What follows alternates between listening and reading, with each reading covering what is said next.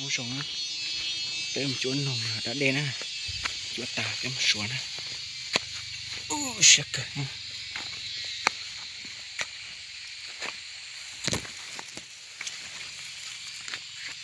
Không thấy thùng đó nè. Ui ui, gì đâu? À.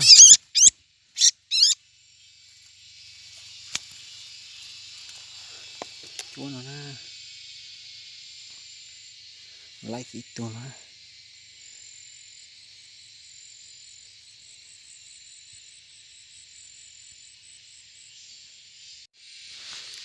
Like kìa tụi nó ha, nhốt cả nó xa thành thế.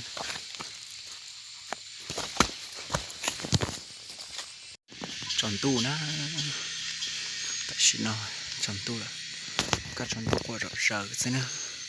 Bây giờ giờ bây giờ một chuyện nữa từ chuỗi nung lòng của chị tàu thế này.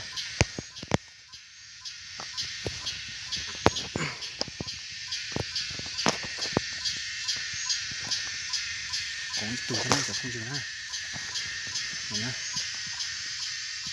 nè, cái nạn nó mà ôi chia bịa tàu xí theo để không có đi cho nè, tôi hết xỉa nó nè, nạn nó bịa cái nó nữa, chỗ đốt trăm rồi từ thiếu nạn cái nó làm đặt còn từ để nó còn cái nhưng mà sọc cái mà chạy đi theo á, trong tôi nó lại từng gì thế này.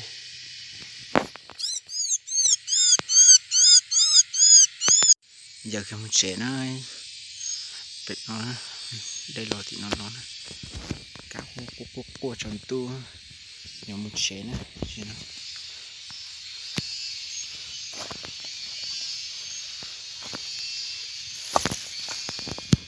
đây là nó buộc hỏng thật chúa một số cái lọ nó thì nó cũng tới chuyên đồng này nè cái cho gì sợ nó play cái chỗ play lại chỉ lấy là sai sao ôi tầm tàu cỡ tàu ôm hồ đấy là nè lấy từ nó sẽ chia vậy lô đồ tới đây rồi rồi giờ từ nó chúa từ xịa vật ta xảy cái đó tụi mới vậy tụi bơi chúa tầm tàu vậy chuyên thằng nè